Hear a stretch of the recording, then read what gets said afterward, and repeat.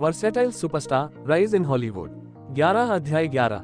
मैंने चुनौती के प्रकार के बारे में बहुत सोचा है और मैंने फैसला किया है कि मैं आपको आश्चर्यचकित करना चाहता हूँ। तो आपकी चुनौती अपने ओरिजिनल गीतों में से एक को गाने की होगी। जब स्टीवन ने कहा कि एडन नर्वस हुए बिना नहीं रह सका, फिर भी वह जानता था कि यह चुनौती उसके क्षेत्र में थी। अभी आखिरी दौर में ही उनकी कंपोजिंग स्किल बढ़ गई थी। क्या आप इसे अच्छा प्रदर्शन कर पाएंगे? मुझे पता है कि आपको ओरिजिनल गाने के लिए कहना एक बड़ा काम है। स्टीवन ने एडन को थोड़ा सहज बनाने की कोशिश करते हुए कहा। वे वर्तमान में न्यायाधीशों के लिए स्थापित लाउंज में से एक में थे और एक कैमरामैन दूर से उनकी बातचीत की शूटिंग कर रहा था। मेरे पास कुछ ओरिजिनल तैयार हैं, यद्यपि वे पूरे नहीं हैं। मुझे विश्वास है कि मैं तुम्हें संतुष्ट कर सकूंगा। अच्छा, मैं आपको इसे पूरा करने के लिए 1 सप्ताह का समय देता हूँ। ओरिजिनल को पूर्ण होने की आवश्यकता नहीं है, लेकिन मैं चाहता हूँ कि इसका अपना सार हो। यह मेरी एकमात्र आवश्यकता है। मैं आपको निराश नहीं करूंगा। स्टीवन ने सिर हिलाया और एडन ने लाउंज छोड़ दिया। यह आसान नहीं होने वाला है, लेकिन यह मेरी अपेक्षा से बेहतर है। जब उसने पहली बार सुना कि जो न्यायाधीश उसे चुनौती दे रहा है वह स्टीवन होगा, तो वह डर गया। स्टीवन अपने कठोर लहजे और निर्णयों से प्रतियोगियों को डराने के लिए बदनाम थे। उसने सोचा था कि वह जो चुनौती देगा वह कुछ कठिन होगी, लेकिन यह एडन के क्षेत्र में अच्छी तरह से था। अरे, क्या मैं एक छोटा साक्षात्कार ले सकता हूँ यदि आप स्वतंत्र हैं?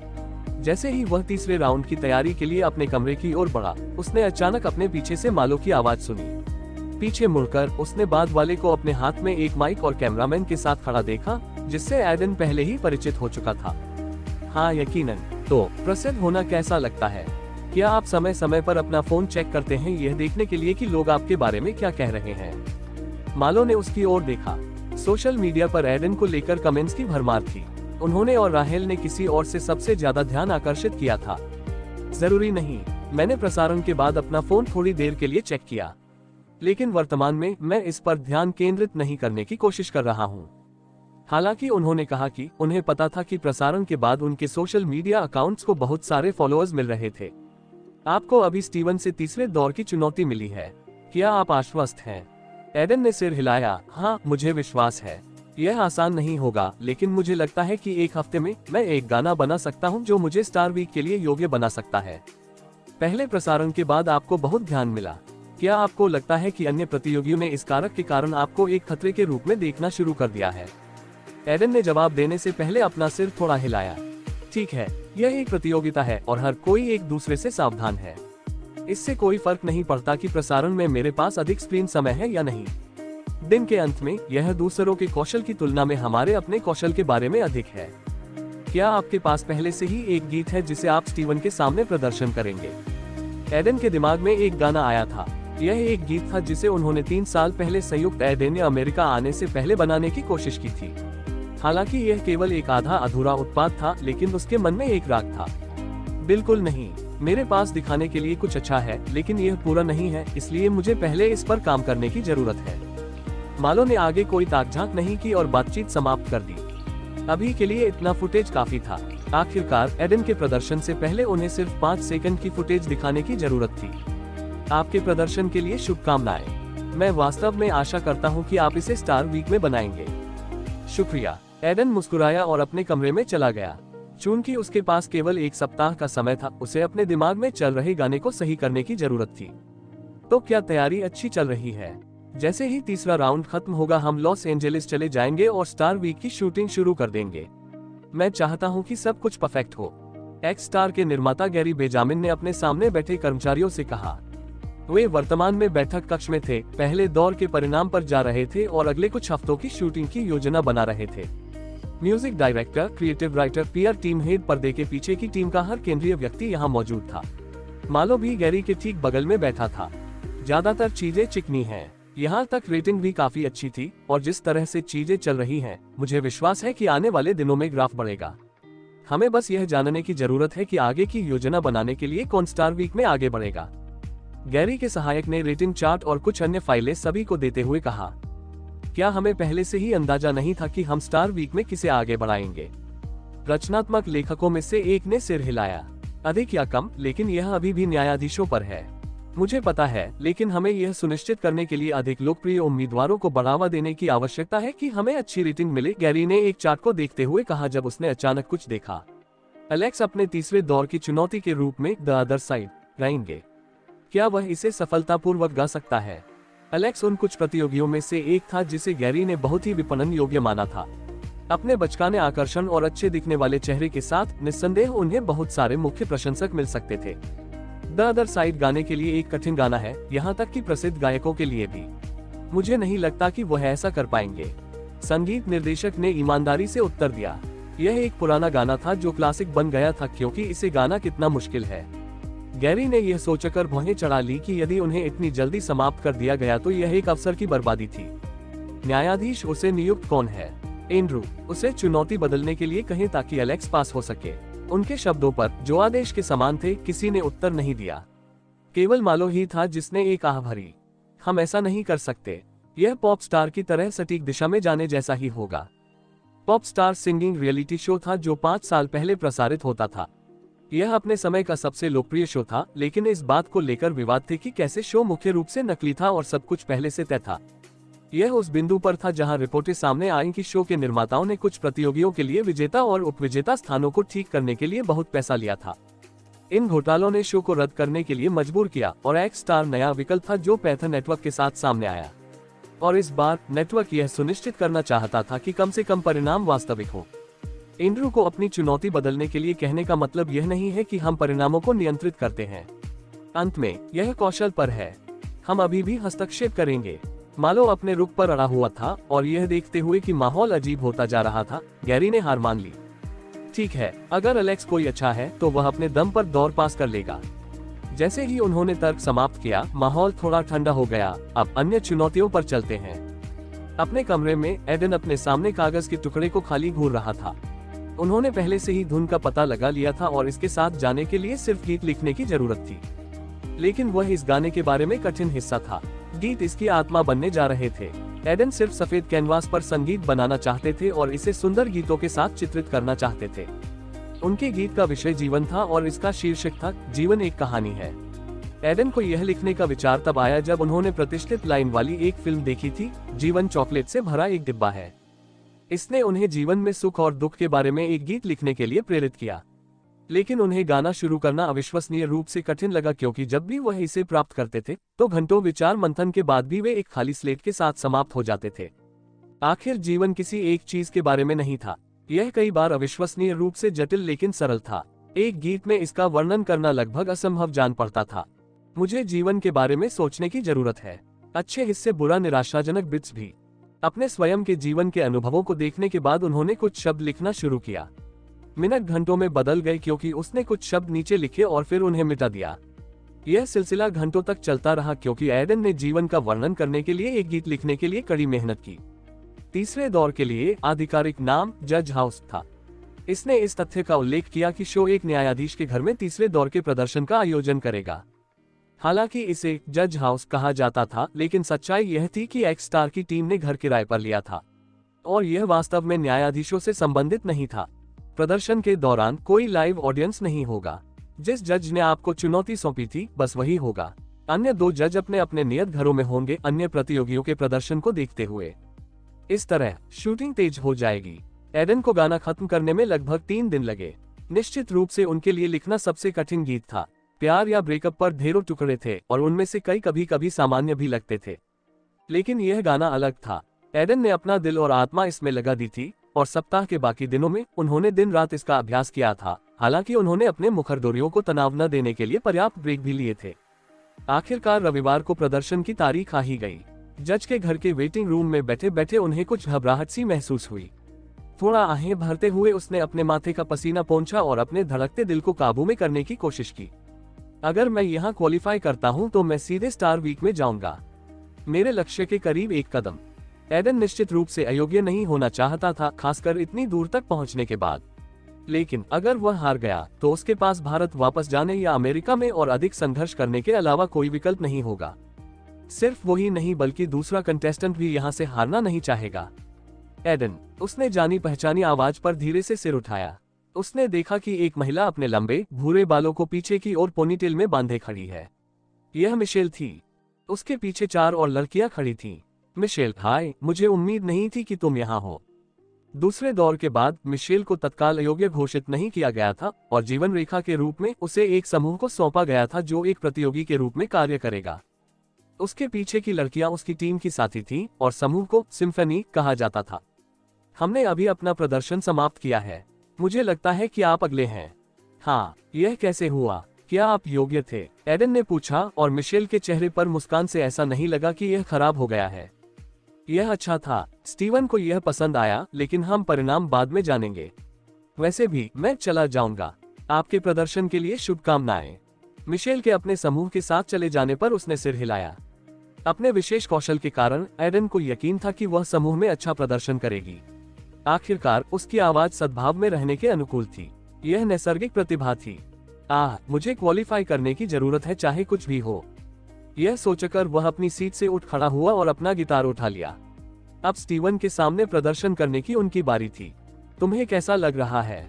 सब अच्छा, स्टीवन ने मुस्कुराते हुए पूछा। जब वे लॉन में खड़े थे तो सूरज की तेज रोशनी उन पर पड़ रही थी। चालक दल पक्ष से शूटिंग कर रहा था और स्टीवन सूरज की सीधी किरणों से अपनी आंखों की रक्षा करते हुए धूप के चश्मे के साथ एक कुर्सी पर बैठा था। हाँ, ज्यादातर, एडन ने जवाब दिया कि उसकी गर्दन से पसीने की एक बूंद टपक रही थी। आप किस प्रकार का गाना गाने जा रहे हैं? इसे जीवन एक कहानी है कहा जाता है और यह जीवन के बारे में एक गीत है। मैं इसे 2 साल से लिख रहा हूँ और अभी कुछ दिन पहले ही इसे पूरा किया है। क्या आप इसमें आश्वस्त हैं? स्टीवन ने मुस्कुराहट के साथ पूछा। उसने सोचा था कि एडन प्यार के बारे में एक गाना गाकर या कुछ भी आसान हो सकता है जो आसान हो सकता है, लेकिन इस तरह का गाना निश्चित रूप से एक दिलचस्प पसंद था। हाँ, मुझे विश्वास है। ठीक है, अपना प्रदर्शन शुरू करें। एडन ने एक गहरी सांस ली और गाना फिर से अपने दिमाग में बजाया। उसकी नसें दौड़ रही थीं, लेकिन वह बार बार अपने मन को शांत करने की कोशिश कर रहा था। ध्यान केंद्रित करना, ध्यान केंद्रित करना, ध्यान केंद्रित करना। उन्होंने इसे एक मंत्र की तरह जप किया और किसी तरह इसने उनकी नसों को शांत करने में मदद की। फिर कुछ सेकंड के बाद आखिरकार उन्होंने अपना प्रदर्शन शुरू कर दिया। उसकी उंगलियां उसके गिटार की धुन पर थिरकती थीं और उसके मुंह से एक मृदु गुनगुनाहट की आवाज निकलती थी। जब एडन ने इस गाने का अभ्यास किया तो वह चाहते थे कि यह नर्म और आरामदायक महसूस हो, और उनकी मधुर आवाज ने बिल्कुल वैसा ही प्रदान किया। पहला छंद गीत में ठीक 15 सेकंड आया। I used to wonder what life means. Maybe it's just a reason for dreams. Or maybe it's more, but I won't know. But it's fine, in the end, that's how our lives flow. Hindi में, मैं सोचता था कि जीवन का अर्थ क्या है। हो सकता है यह सिर्फ सपनों का कारण हो, या शायद यह अधिक है, लेकिन मुझे नहीं पता। लेकिन यह ठीक है, अंत में इसी तरह हमारा जीवन प्रवाहित होता है। पहली कविता को अविश्वसनीय रूप से नर्म गाया गया था। यह ऐसा था जैसे कि एडन फुसफुसा रहा था और अंत में उसने धीरे से गुनगुनाना भी शुरू कर दिया।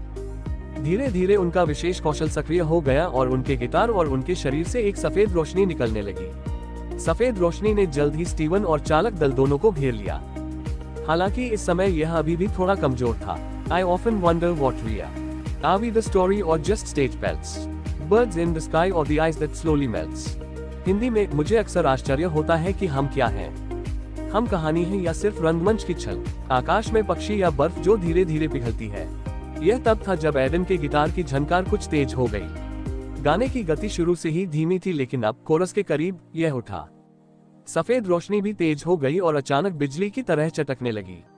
उन्होंने इसे नोटिस नहीं किया और बस गाने में खो गए। स्टीवन, जो एडन के सबसे करीब था, सफेद रोशनी के प्रभाव से उसके दिल में घुसने वाली सभी तरह की भावनाओं को महसूस कर सकता था। चालक दल के लिए भी ऐसा ही था। वाह, यह गाना, यह बहुत शांतिपूर्ण लगता है। मैं बहुत दिनों बाद ऐसा सुकून देने वाला गाना सुन रहा हूँ। ये चालक दल के सदस्यों के विचार थे। भले ही वे शूटिंग कर रहे थे, लेकिन गाने में खुद को खोए बिना नहीं रह सके। तभी कोरस शुरू हुआ। Oh, life is a story. Sometimes short, sometimes lengthy. It can be one of sadness or glory. We never know what it's gonna be. But that's just our destiny. Hindi में, ओह, जीवन एक कहानी है, कभी छोटा कभी लंबा। यह दुख या महिमा में से एक हो सकता है, लेकिन यह सिर्फ हमारी नियति है। इस गाने के लिए एडन ने जिंदगी के बारे में अब तक जो कुछ भी समझा था, उसे शामिल करने की कोशिश की थी। जीवन चॉकलेट के एक डिब्बे की तरह है। हम कभी नहीं जानते कि हमें क्या मिलने वाला है। कोई नहीं जानता कि आपको क्या मिलने वाला है। यह खुशी या शायद निराशा हो सकती है। सब में यह एक मिश्रित बैग था। हालांकि वह जानता था कि गाना सही नहीं था, फिर भी यह अभी भी सबसे अच्छा एडन कर सकता था। I don't know if life is written in the stars or the palm of our hands. Maybe the answer isn't in these lands. But I know one thing for sure. Hindi में मुझे नहीं पता कि जीवन सितारों में लिखा है या हमारे हाथों की हथेली में। हो सकता है जवाब इन जमीनों में नहीं है, लेकिन मुझे एक बात का यकीन है। उसके बाद कोरस फिर से शुरू हो गया क्योंकि एडन गाने के आउट्रो के करीब पहुंच गया। उस समय चटकती हुई सफेद रोशनी ने अचानक उस पर चांदी का रंग चढ़ा दिया। एडन का भी ध्यान इस ओर गया, लेकिन उसने अपने गिटार के तार बजाना बंद नहीं किया और गाता रहा। Oh, life is a story. Sometimes short, sometimes lengthy. It can be one of sadness or of glory. We never know what it's going to be. But that's just our destiny. Hindi में ओह, जीवन एक कहानी है, कभी छोटा कभी लंबा। यह दुख या महिमा में से एक हो सकता है। हम कभी नहीं जानते कि यह क्या होने जा रहा है, लेकिन यह सिर्फ हमारी नियति है। यह तब था कि गीत बंद हो गया। उन्होंने मधुर गुनगुनाते स्वर में गीत को समाप्त करने का प्रयास किया। अचानक एक चांदी की रोशनी उसमें से निकली और हवा में पहले से मौजूद सफेद रोशनी के साथ घुलने मिलने की कोशिश की। एडन को पहली बार अपनी गायकी में कुछ जादुई लगा। उन्होंने तुरंत इसे चांदी के प्रकाश के उद्भव से जोड़ा। हालांकि सफेद रोशनी अभी भी बहुमत में थी, यह अब चांदी की रोशनी के तारों के साथ मिश्रित थी। I just wish we could fast forward the bad parts. Maybe just freeze the good parts. So that they forever last. Hindi में मैं बस यही चाहता हूँ कि हम खराब हिस्सों को तेजी से आगे बढ़ा सकें। हो सकता है बस अच्छे हिस्सों को फ्रीज कर दें, ताकि वे हमेशा के लिए बने रहें। गीत थोड़ा गुनगुनाते हुए समाप्त हुआ और एडन ने धीरे धीरे तार को जाने दिया। हालांकि संगीत समाप्त हो गया, माहौल नहीं बदला। हवा में सफेद और चांदी की दोनों रोशनी कुछ देर तक लॉन में छाई रही। इसने एडन को चांदी की रोशनी को करीब से देखने का पर्याप्त समय दिया। यह सफेद रोशनी से थोड़ा अलग दिखता है। जब उन्होंने पहली बार सफेद रोशनी देखी तो उन्हें लगा कि यह संगीत है। उसके बाद कभी कभी वह एक सघन प्रकाश देखता था, जैसे कि दूसरे दौर में, और कभी कभी एक कमजोर, जैसा कि पहले दौर में था। लेकिन उसने कभी चांदी की रोशनी नहीं देखी थी। इसकी और जांच करने पर एडन को लगा कि यह सफेद रोशनी के एक मजबूत संस्करण की तरह है। यह एक समान भावना देता है, लेकिन मजबूत, अधिक उत्तम। एडन ने सोचा कि ब्रह्मपूर्ण रोशनी की किरणें कम हो। Versatile superstar, rise in Hollywood. 13 अध्याय 13 कमरे से बची हुई रोशनी को पूरी तरह से गायब होने में थोड़ा समय लगा।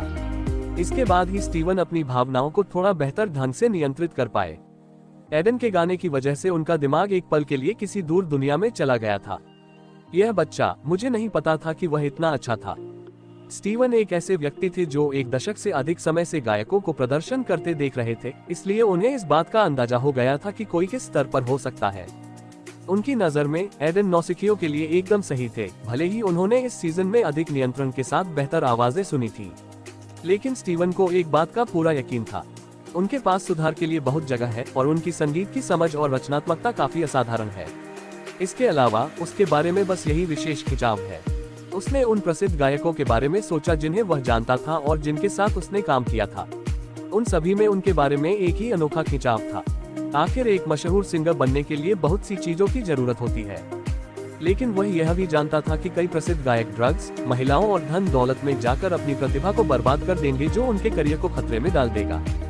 एक तरह से यह हॉलीवुड की आम चीजों में से एक थी। स्टीवन, प्रदर्शन कुछ समय पहले समाप्त हो गया, कुछ कहो। जैसा कि वह विचारों में था, साइड से सीन शूट कर रहे कैमरामैन ने उसे फुसफुसाया। स्टीवन अपनी सोच में खो गया था और भूल गया था कि उसे अभी भी अपनी आलोचना देने की जरूरत है। वह अपनी गलती का एहसास करते हुए सीधे बैठ गया और अपने विचार प्रकट करने से पहले एडन को देखा। आपका गाना, आपने मुझे बताया था कि आप इसे पिछले 2 सालों से तैयार कर रहे हैं। गाने के जरिए आपकी मेहनत साफ झलकती है। शाबाश, मुझे नहीं लगता कि मैंने सालों में इतना अच्छा गाना सुना है। शुक्रिया। एडन जानता था कि स्टीवन वास्तविक था। उन्होंने खुद यह देखा था कि कैसे बाद वाले ने खुद को गीत में खो दिया था। जो उन्होंने घटाया था वह चांदी की रोशनी का प्रभाव था। अगर मैं चाहूं भी तो मैं वास्तव में कोई स्पष्ट गलती नहीं बता सकता। गाना बहुत खूबसूरत था और आपकी आवाज इसमें जुड़ गई, स्टीवन ने कहा।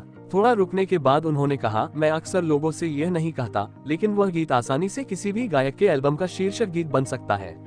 यह बहुत अच्छा था। एडन को ऐसा लगा जैसे वह अपने ऊपर छा रहे सभी परमानंद के साथ कूद रहा हो। केवल वही जानता था कि उसने गीत पर कितनी मेहनत की थी, अपनी नींद को छोड़कर उसमें जोड़ने के लिए सही भावनाओं को खोजना। और अंत में वह अंततः सफल हो गया था। यह इस हद तक था कि स्टीवन, जो डेविल जज के रूप में जाने जाते थे, उनकी प्रशंसा कर रहे थे। हालांकि वह वर्तमान में मिलनसार लग रहा था, एडन ने उसे पिछले सीजन में प्रतियोगियों को रुलाते देखा था। जैसे ही वह एक बड़ी मुस्कुराहट देख रहा था, स्टीवन ने अचानक कुछ ऐसा कहा जिससे उसके नए खुले हुए पंख कट गए और वह वास्तविकता में वापस आ गया। अब चलो गायन पर आते हैं। ईमानदारी से अन्य जजों और मैंने आपको बताया है कि आपकी आवाज शानदार है, लेकिन मेरा मानना कि यह इतनी क्षमता वाले गाने के लिए बेहतर हो सकता था। इन शब्दों पर एडन की मुस्कुराहट थोड़ी गायब हो गई। यहाँ तक कैमरा क्रू भी थोड़ा हैरान था, क्योंकि स्टीवन अब तक सिर्फ गाने की तारीफ कर रहे थे, लेकिन अब उन्होंने अचानक 180 डिग्री का टर्न ले लिया था। चालक दल के सबसे पुराने लोगों को ही पता था कि यह उनकी आदत थी कि वे कभी भी प्रतियोगियों की अधिक प्रशंसा नहीं करते थे। जैसे जैसे प्रतियोगिता आगे बढ़ती है, गायकों का स्तर भी बढ़ता जाता है, और मुझे लगता है कि आप उनकी तुलना में केवल गायन के आधार पर कम हो सकते हैं। एडन को लग रहा था कि स्टीवन केवल उसे डराने के लिए ऐसा कह रहा था, लेकिन यह भी सच था कि उनकी गायन क्षमता में औरों की तुलना में काफी कमी थी। वह अपने सिस्टम के कारण इसे किसी और से बेहतर जानता था। अपने गायन की भरपाई करने का एकमात्र तरीका अपने स्वयं के गीतों का प्रदर्शन करना था, जिसने उन्हें प्रतियोगिता में भी रखा था। मैं समझता हूँ, एडन ने जवाब दिया, नम्र दिखने की कोशिश नहीं कर रहा था। उसे स्टीवन को अपने आप में विश्वास दिलाने की जरूरत थी, लेकिन मुझे यकीन है कि अगर मुझे मौका मिला तो मैं सुधार कर पाऊंगा, क्योंकि प्रतिस्पर्धा जारी है। क्या आप इसकी गारंटी दे सकते हैं? स्टीवन ऐसा लग रहा था जैसे वह देखना चाहता था कि एडन उसे एक स्थान पर रखकर कितना आश्वस्त था। यह एडन पर था कि क्या वह यहाँ उचित उत्तर दे सकता था। हाँ, मैं कर सकता हूँ। बेशक मैं यह घोषित नहीं करूंगा कि मैं प्रतियोगिता में सर्वश्रेष्ठ गायक हूँ, लेकिन मुझे यकीन है कि अगर मुझे मौका दिया जाए तो मैं सबसे अच्छा गायक बन सकता हूँ, और निश्चित रूप से वह होगा जो सबसे ज्यादा सुधार करेगा। ठीक, मैं आपको यहाँ आपके परिणाम नहीं बताऊंगा, आपको इसके लिए इंतजार करना होगा, स्टीवन ने कहा, और एडन चुपचाप लॉन से निकल गया। वह नहीं जानता था कि स्टीवन उसके जवाब से संतुष्ट था या नहीं, लेकिन वह कल सीखेगा जब तीसरे राउंड का हर प्रदर्शन समाप्त हो जाएगा। इससे पहले वो परिणामों के बारे में ज्यादा चिंता नहीं करना चाहते थे। आखिरकार उन्होंने प्रदर्शन में अपना सर्वश्रेष्ठ दिया था, और लॉन छोड़ने के बाद उनके सामने आने वाले सिस्टम संदेश इसका सबूत थे। आपने अपने स्तर से बहुत ऊपर एक गीत की रचना की है। ऐसा कर्तव्य पूरा करने के लिए आपको पर्याप्त अनुभव से सम्मानित किया गया है। आपकी रचना कौशल में एक स्तर की वृद्धि हुई है। आपके गीतात्मक लेखन कौशल में 2 स्तरों की वृद्धि हुई है। आपने एक ऐसा प्रदर्शन दिया है जो आपकी सीमाओं को आगे बढ़ाने में कामयाब रहा है, और आपको एक झलक दी है कि भविष्य में आपके लिए क्या हो सकता है। बड़ी मात्रा में अनुभव प्रदान किया गया है। आपका गायन स्तर बेसिक ग्रेड 8 से बढ़कर बेसिक ग्रेड 9 हो गया है। आप बेसिक ग्रेड 10 में प्रवेश करने के करीब हैं। आपके प्रदर्शन के दौरान चांदी की रोशनी दिखने की एक छोटी सी संभावना है। मुझे इतने सारे सिस्टम संदेश कभी नहीं मिले। एडन ने एक एक करके उन सभी को पढ़ा, और एक सेकंड के लिए वह पूरी तरह से भूल गया कि स्टीवन ने उसे क्या बताया था। उसके सामने पुष्टि थी कि वह सुधार कर रहा है। इतना ही नहीं, वह बेसिक ग्रेड 10 में प्रवेश करने के भी करीब था। अगर मैं वास्तव में उस ग्रेड में टूट गया और फिर चांदी की रोशनी की मदद से, मैं निश्चित रूप से राहेल जैसे राक्षस का मुकाबला करने में सक्षम हो जाऊंगा। एडन ने चुपचाप सोचा, लेकिन वह जानता था कि आगे का रास्ता लंबा है। उनकी पहली वॉल को स्टार वीक के लिए योग्य होना था। राहेल, हमेशा की तरह आपके प्रदर्शन ने मेरी सारी उम्मीदों को तोड़ दिया। आप स्टार वीक में आगे बढ़ रहे हैं। राहेल के तीसरे दौर के प्रदर्शन की देखरेख करने वाली जज एलिसा ने अपना फैसला सुनाया, और एक पल के लिए राहेल का बर्फ ठंडा चेहरा भी मुस्कान में खिल गया। उनकी चुनौती हाउस ऑफ कार्ड्स नामक गाना गाने की थी। यह एक 5 साल पुराना गाना था जिसमें कई हाई नोट्स भरे हुए थे, और किसी भी गायक के लिए इस दौरान अपने नोट्स को पूरी तरह से बनाए रखना मुश्किल होगा। इसके अलावा गीत का सार एक असफल विवाह के बारे में था, जो ताश के पत्तों के घर की तरह था जो हवा के झोंके से टूट सकता था। लेकिन यह गीत किसी तरह राहेल के लिए पूरी तरह से बनाया गया था, और उसने चुनौती स्वीकार कर ली थी। एलिसा, जिसने पहले से ही उसके पास होने की उम्मीद कर रखी थी, अपने प्रदर्शन से काफी खुश थी। आखिरकार जजों ने प्रतियोगी की यात्रा में एक भूमिका निभाई। मुझे यह अवसर देने के लिए धन्यवाद, उसने कहा। एक पत्थर की तरह महसूस करना आखिरकार उसकी छाती से उतर गया। हालांकि उसे ऐसा नहीं लगता कि वह परिणामों के बारे में बहुत चिंता करने वाली है। यह प्रतियोगिता उसके लिए अपने कौशल को साबित करने का सबसे बड़ा मौका था। तुम इसके लायक हो, एलिसा मुस्कुराई, और उसके साथ राहेल स्टार सप्ताह के लिए अर्हता प्राप्त करने वाली चौथी प्रतियोगी बन गई। तो हमारे पास 16 में से 4 प्रतियोगी हैं जो अगले दौर में जाएंगे। जैसे ही राहेल का प्रदर्शन समाप्त हो रहा था, मालो और गैरी, जो पृष्ठभूमि में खड़े थे, चर्चा शुरू करने से खुद को रोक नहीं सके। हाँ, कल बहुत सारे दिल टूटेंगे, मालो ने कहा, पहले से ही इसका इस्तेमाल किया। हर साल कई कंटेस्टेंट्स को एलिमिनेट होते ही ऐसा लगता है कि उनका सपना खत्म हो गया है। हम इसके बारे में बहुत कुछ नहीं कर सकते। अब तक कौन गुजरा है? मैं जो जानता हूँ, राहेल, कैमरून, लिडिया और एमिली, मालो ने उत्तर दिया। मुझे नहीं लगता कि जज मौके पर किसी और को पास करेंगे। उन नामों को सुनकर गैरी संतुष्ट हो गए क्योंकि ये उनके प्रीमियम प्रतियोगी थे जो कई कोर प्रशंसकों को इकट्ठा कर सकते थे। लेकिन अचानक उन्हें एक और नाम याद आ गया। एडन के बारे में क्या? उनका प्रदर्शन समाप्त हो गया। मैंने एक स्टाफ सदस्य को बुलाया जो स्टीवन के घर पर था। उनका प्रदर्शन समाप्त हो गया और ऐसा लगा कि उन्होंने बहुत अच्छा प्रदर्शन किया है। यहाँ तक क्रू भी गाने में डूबा हुआ था, लेकिन वह पास नहीं हुआ। स्टीवन को शायद लगा कि वह बेहतर कर सकते हैं। गैरी ने सिर हिलाया, अच्छी तरह से जानते हुए कि स्टीवन कैसा था। सभी न्यायाधीशों में केवल स्टीवन ही ऐसा था जिसके पास उसके खिलाफ खड़े होने की पर्याप्त शक्ति थी। स्टीवन के दिमाग में क्या है, यह जानने के लिए हमें कल तक का इंतजार करना होगा। मुझे उम्मीद है कि एडन पास हो जाएगा। वह पहले से ही सोशल मीडिया पर कुछ कर्षण प्राप्त कर रहा है और निवेश करने लायक है। Versatile superstar, rise in Hollywood. 14 अध्याय 14। आप सभी ने तीसरे दौर के प्रदर्शन में अपना सर्वश्रेष्ठ प्रदर्शन किया है, लेकिन कुछ ही स्टार सप्ताह में आगे बढ़ पाएंगे। सभी प्रतियोगी एक बड़े हॉल में जजों के साथ खड़े थे। तीसरा राउंड कल खत्म हुआ था और आज नतीजों का दिन था। फिर से तनावग्रस्त समूह के बीच एडन की सबसे शांत अभिव्यक्ति थी। 4 प्रतियोगी पहले ही हमें प्रभावित करने में कामयाब हो चुके हैं और तीसरे दौर को पार कर चुके हैं, जिसका मतलब है कि केवल 12 और स्पॉट बचे हैं। जब एंड्रू ने कहा कि एडन कुछ भूत शोर सुन पा रहा था, एंड्रू के शब्द उनके लिए खबर का एक टुकड़ा थे। आखिर अब उनके पास क्वालिफाई करने का और भी कम मौका है क्योंकि केवल 12 स्थान बचे हैं। हॉल में 36 कंटेस्टेंट इकट्ठे थे, तो इसका मतलब था कि हर 3 कंटेस्टेंट में से एक ही आगे जाएगा। ऐसा लगता है कि राहेल और एमिली दोनों पहले ही क्वालिफाई कर चुकी है। ठीक है, यह उनसे अपेक्षित है। हॉल में दोनों को न पाकर एडन ने मन ही मन सोचा। जिन 2 लोगों को वह जानता था वे योग्य थे, लेकिन उन्हें जरा भी आश्चर्य नहीं हुआ। वह किसी और से बेहतर जानते थे कि वे शो के सबसे कुशल प्रतियोगियों में से कुछ हैं। उनके अलावा वह कुछ दूर खड़े जैक्सन और मिशेल को भी देख सकता था। हालांकि दोनों का लुक काफी अलग था। जैक्सन वास्तव में चिंतित और तनावग्रस्त लग रहा था और वह अपनी शर्ट के शीर्ष पर था। ऐसा लग रहा था कि उसका प्रदर्शन बहुत अच्छा नहीं रहा था, जिससे वह परिणाम को लेकर और अधिक परेशान हो गया था। वहीं मिशेल अपने ग्रुप के साथ खड़ी शांत दिखी। ऐसा लग रहा था कि जैसे जैसे प्रतियोगिता आगे बढ़ रही थी, वह तनाव की अभ्यस्त होती जा रही थी। जब उसने एडन को अपनी ओर देखते हुए देखा तो उसने सिर हिलाया। उसने एलिसा पर ध्यान केंद्रित करने से पहले इशारा लौटाया। अब मुझे पता है कि आप सभी तनावग्रस्त हैं। यह आपके चेहरे पर स्पष्ट है, लेकिन बहुत चिंतित न हो। मुझे पता है कि आपकी कुछ यात्राएं आज समाप्त हो जाएंगी, लेकिन यह अंत नहीं है। आप अगले साल इस शो में वापसी कर सकते हैं या अपने लिए कोई दूसरा रास्ता तलाश सकते हैं। संगीत में अनंत संभावनाएं हैं और यह आप पर है कि आपको क्या सूट करता है। कुछ लोगों ने उसकी बातों पर सिर हिलाया, लेकिन ऐसा नहीं लगा कि उनकी चिंताएं दूर हो गईं। अपना सिर थोड़ा हिलाते हुए एलिसा ने प्रतियोगियों को एक क्यू कार्ड दिखाया। इस कार्ड में अगले राउंड में जाने वाले प्रतियोगियों के नाम लिखे होते हैं। कुछ चेहरे उन शब्दों पर तनाव में हैं।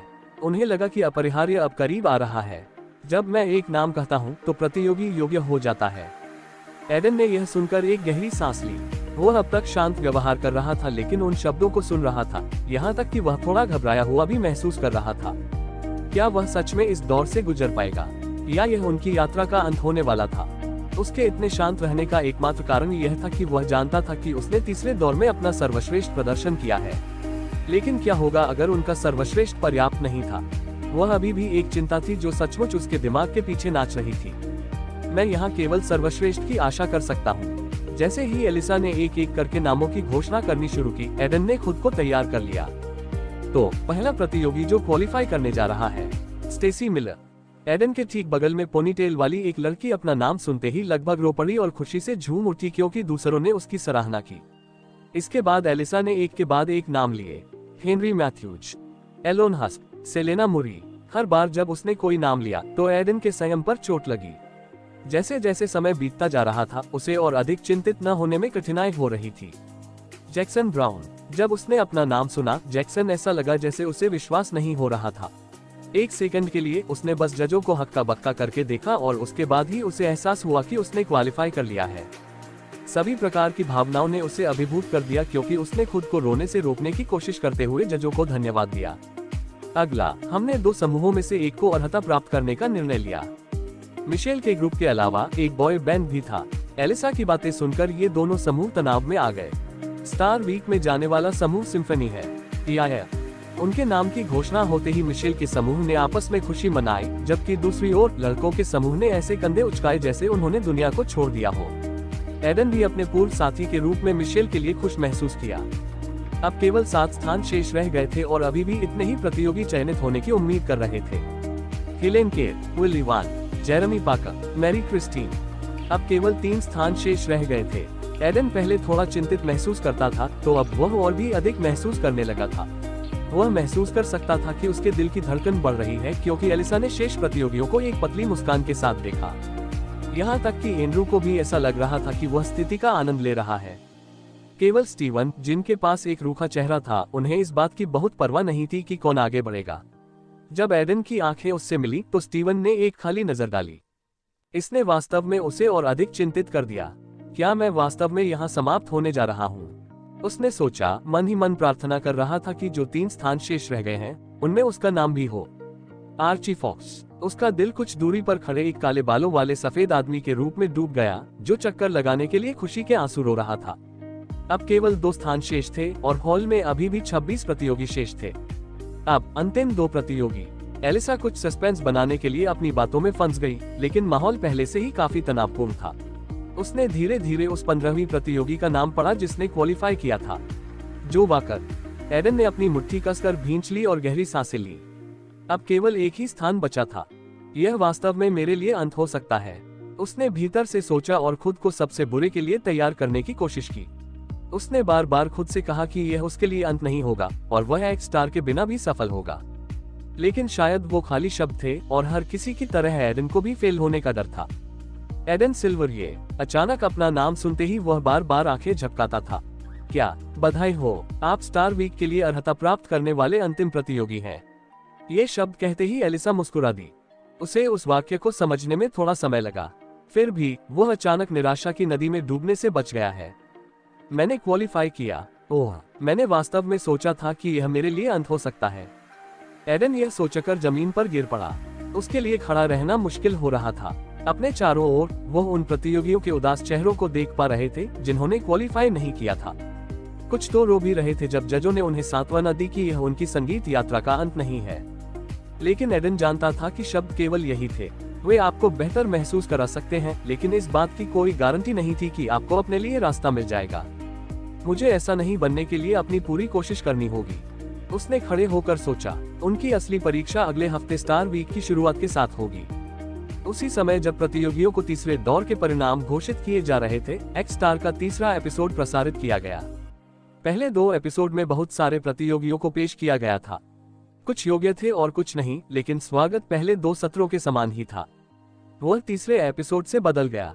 गॉसिप ट्रिब्यूनल, जिसने पहले 2 एपिसोड पर लेख जारी किए हैं, तीसरे पर गहन शोध के साथ एक भी जारी किया है कि तीसरे एपिसोड को पहले 2 की तुलना में अधिक आंखें क्यों मिली। पैथर टीवी का रियलिटी शो एक्स स्टार एक और हाई रेटेड सीजन के शिखर पर है, जिसके पहले 2 एपिसोड पिछले सीजन के समान ही उच्च रेटिंग प्राप्त कर रहे हैं। प्रतिभाशाली प्रतियोगी, दिलचस्प बैक स्टोरी और बहुत मनोरंजक, इस शो में वह सब कुछ था जो इस युग में अन्य रियलिटी शो में नहीं है, और इसके जमीनी दृष्टिकोण ने पहले ही इसे प्रशंसकों का पसंदीदा बना दिया था। लेकिन जब तीसरा एपिसोड रिलीज किया गया तो इसे पहले 2 एपिसोड की तुलना में अधिक रेटिंग मिली। यह मुख्य रूप से दूसरे राउंड की थीम के कारण था, जिसे ग्रुप राउंड के रूप में पेश किया गया था। इसने प्रतियोगियों को एक दूसरे के साथ जोड़ा, जिसने दर्शकों को एक दिलचस्प परिप्रेक्ष्य दिया। कई प्रसिद्ध प्रतियोगियों ने समूह बनाया, जिसने दर्शकों को विकास में रुचि दिखाई। इसके अलावा उनके एक साथ काम करने की तस्वीरों और यहाँ तक तर्कों ने इसे एक बहुत ही मनोरंजक एपिसोड बना दिया। मुख्य रूप से क्योंकि कई दर्शक अपने पसंदीदा प्रतियोगियों और उस समूह के बारे में बात करने के लिए स्पैरो के पास आए जिसमें वे एपिसोड के बाद थे। इसी के चलते कल स्पैरो पर एक्स स्टार ट्रेंड कर रहा था। कुछ समय के लिए इसमें कल की सबसे महत्वपूर्ण खबरों से भी अधिक ट्वीट्स थे, जो एक प्रसिद्ध लेकिन विवादास्पद व्यवसाय के बारे में थी जो राष्ट्रपति के लिए दौड़ना चाहता था। Versatile superstar, rise in Hollywood. 15 अध्याय 15। गॉसिप ट्रिब्यूनल पर लेख की निरंतरता। एक्स स्टार सीजन 3 के नए एपिसोड ने एक बार फिर बड़ी रेटिंग हासिल की है। इस शो के नवीनतम एपिसोड का मुख्य आकर्षण दूसरे राउंड के लिए आपस में समूह बनाने वाले प्रतियोगी थे। राहेल, कैमरून, एमिली और एडन जैसे कई प्रसिद्ध प्रतियोगी अलग अलग समूहों में थे, जिससे दर्शकों को उनके व्यक्तित्व में एक महत्वपूर्ण गोता लगा। दूसरे एपिसोड में डेब्यू करने वाले कैमरन अपने लुक्स और स्किल्स की वजह से फीमेल फैंस के बीच काफी लोकप्रिय हो गए थे।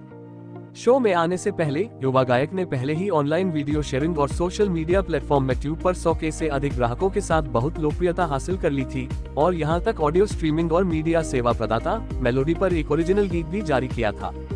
इतनी समृद्ध पृष्ठभूमि के साथ उन्होंने बहुत सी आंखों को पकड़ लिया। वो 3 लड़कियों और एक अन्य लड़के के साथ एक समूह में था और एपिसोड में मुख्य रूप से रचनात्मक मतभेदों के कारण समूह के सदस्यों के बीच एक तर्क दिखाया गया था। हालांकि इस एपिसोड में कैमरून को लड़ाई के मुख्य भड़काने वाले खलनायक के रूप में चित्रित किया गया, लेकिन उनके प्रशंसकों ने उनके व्यवहार का बचाव किया। एक उपयोगकर्ता ने स्पैरो के व्यवहार का बचाव करते हुए लिखा, कार्यक्रम की टीम उसे एक दिखावटी चुभन के रूप में चित्रित करने की कोशिश कर रही है जब कैमरन अपने रुख में सही थे। उसके बिना उस समूह को कोई स्क्रीन समय भी नहीं मिलेगा। कैमरून के अलावा जिन अन्य प्रतियोगियों को कुछ फुटेज मिले वे थे एलेक्स ग्रीन, आर्ची फॉक्स और हेलेन केर। कोरियाई अमेरिकी लड़की एमिली जंग भी सुर्खियों में थी क्योंकि उसने दूसरे दौर के लिए एक बैंड के साथ समूह बनाया था। लेकिन कल के प्रसारण में मुख्य खिलाड़ी शो के 2 सबसे प्रसिद्ध प्रतियोगियों वाला समूह था। राहेल और एडन निश्चित रूप से पहले एपिसोड के नायक थे और दर्शकों के लिए यह एक बड़ा आश्चर्य था जब उन दोनों ने आश्चर्यजनक रूप से एक समूह बनाने का फैसला किया। हालांकि समूह में अन्य प्रतिभाशाली प्रतियोगी थे, लेकिन उन दोनों पर ध्यान केंद्रित किया गया था। प्रदर्शन करने वाले समूह के अभ्यास वीडियो और उनके गाने के बारे में बात करने के बारे में बहुत बात की जा रही थी, विशेष रूप से एक्स स्टार की टीम द्वारा प्रसारण के बाद अपने सोशल मीडिया खातों पर नए असंपादित फुटेज जारी करने के कारण। सबसे अधिक वायरल फुटेज में से एक पूरा समूह बात कर रहा था कि उन्होंने गाने का अभ्यास कैसे किया था। यहाँ देखें वायरल वीडियो का एक छोटा क्लिप। मालो तो आप सब कैसे हैं? अभ्यास अच्छा चल रहा है। राहेल, हाँ, हमने गाने को आपस में बांट लिया है और लगातार इसका अभ्यास कर रहे हैं और मुझे लगता है कि हम एक अविश्वसनीय प्रदर्शन देंगे। मालो, क्या आप सभी एक दूसरे के आदी हो रहे हैं? आप सभी काफी अलग तरह के गायक हैं। सैम, हमने अपनी आवाजों को अच्छी तरह से मिलाने के लिए अपनी पूरी कोशिश की है और हालांकि यह आसान नहीं है, हम अभी के लिए एक दूसरे के साथ बहुत सहज हैं। इसी तरह और भी कंटेस्टेंट के फुटेज जारी किए गए, लेकिन प्रसारण रेटिंग ने अंत में रिकॉर्ड तोड़ दिया जब राहेल और एडन के समूह प्रदर्शन के साथ अगले एपिसोड का टीजर दिखाया गया। यह कहना गलत नहीं होगा कि एक्स स्टार अगले एपिसोड में सर्वोच्च रेटिंग से पहले कभी नहीं देखी गई हिट कर सकता है। इस लेख के अलावा अन्य ब्लॉगिंग साइटों से और भी बहुत कुछ था, लेकिन मुख्य चर्चा गौरैया पर अभी भी चल रही थी। पिछले कुछ वर्षों में स्पैरो अलग अलग राय पेश करने वाले लोगों के साथ ऑनलाइन चर्चाओं का केंद्र बन गया है और जब दूसरों की राय उनके साथ मेल नहीं खाती है तो नायदन हो जाते हैं। एक्स स्टार की तीसरी कड़ी ने गौरैया के उपयोगकर्ताओं को फिर से अपने पसंदीदा प्रतियोगियों के बारे में चर्चा करने पर मजबूर कर दिया। शकील _ ओटमील, रोमांचक एपिसोड। वह दोस्त कैमरून NBA स्टार हो सकता था अगर वह बास्केटबॉल में होता। वह बहुत लंबा है।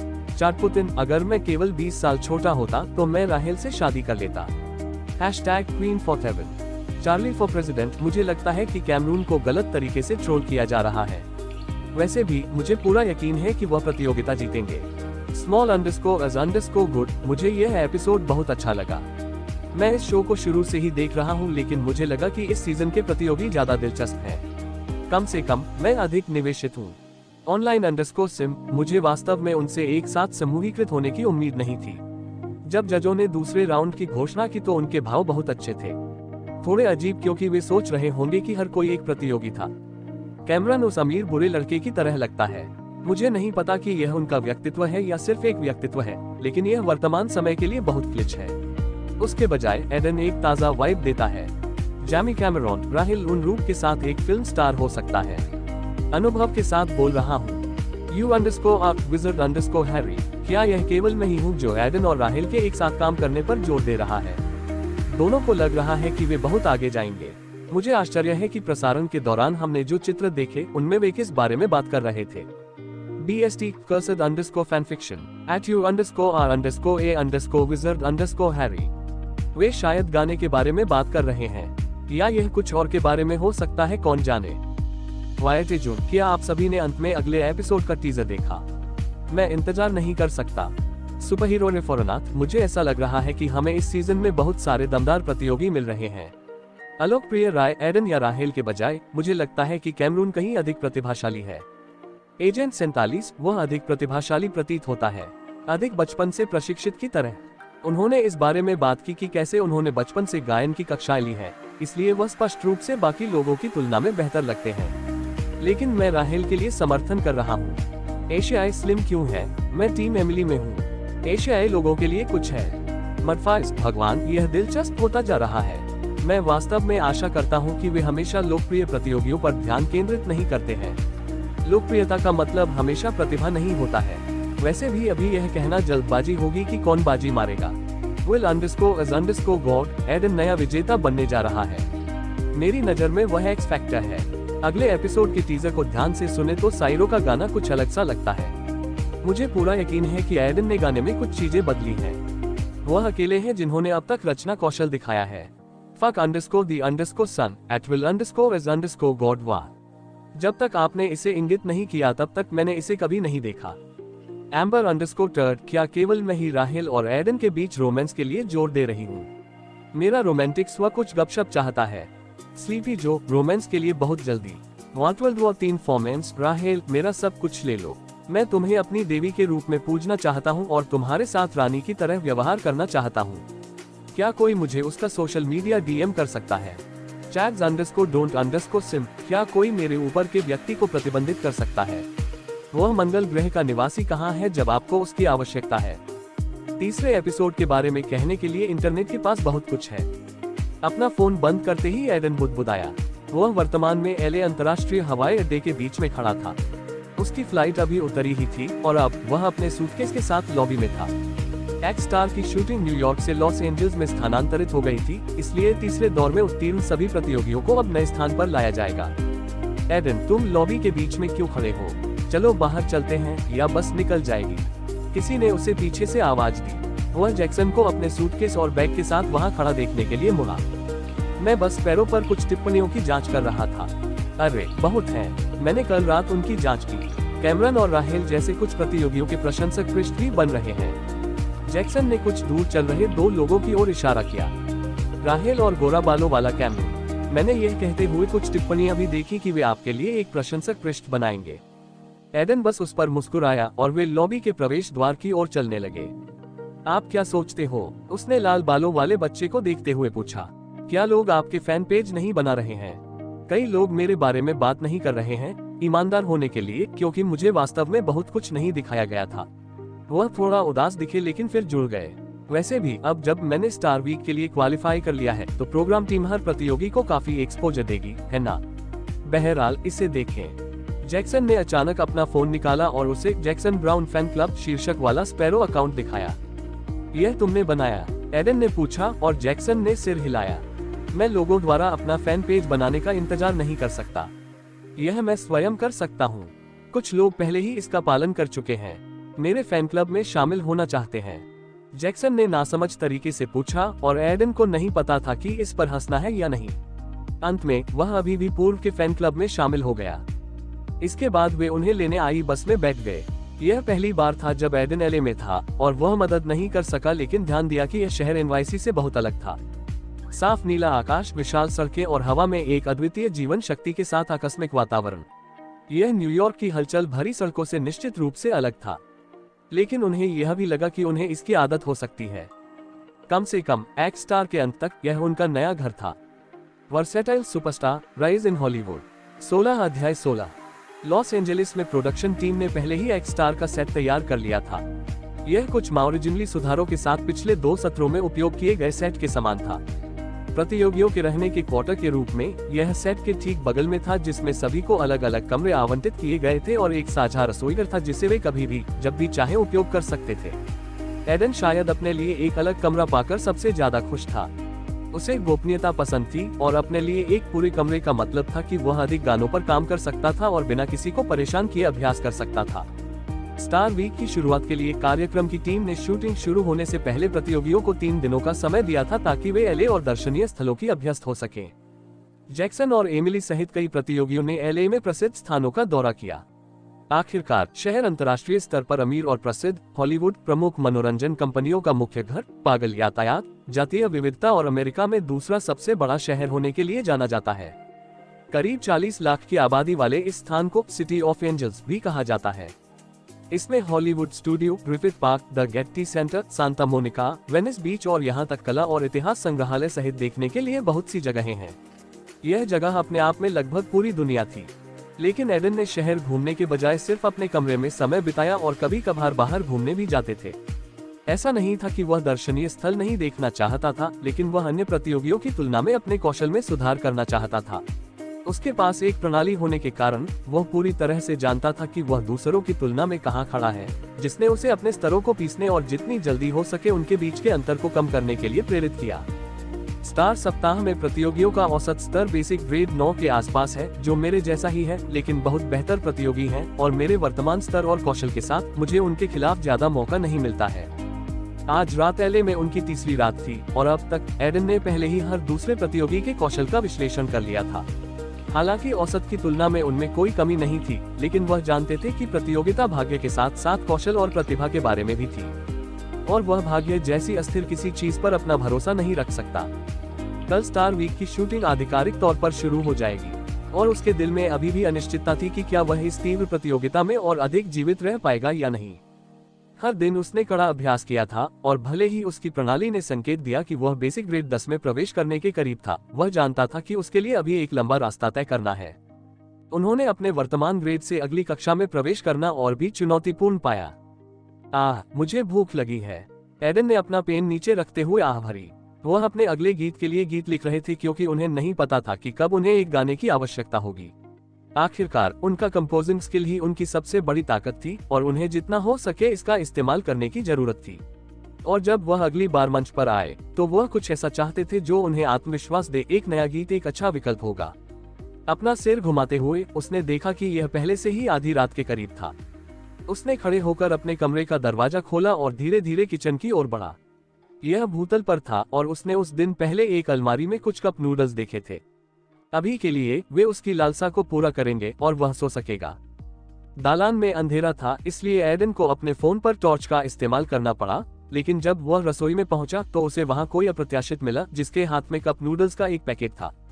लहराते सुनहरे बालों और चेहरे के साथ ऐसा लगता था जैसे उन्होंने 90 के दशक की किशोर फिल्म में अभिनय किया हो। यह व्यक्ति कई प्रशंसकों को आकर्षित कर रहा था और इस सीजन के एक्स स्टार के गर्म विषयों में से एक था। कैमरून ब्रिस शो के सबसे मजबूत प्रतियोगियों में से एक। जब कैमरून ने एडन को अपने पीछे खड़ा देखा तो वह लगभग चीख पड़ा, लेकिन जब उन्होंने गौर से देखा तो एडन को पहचान लिया। आप एडन हैं, है ना? Aiden silverware. हाँ ठीक है। हाय, तुम यहाँ आधी रात को क्या कर रहे हो?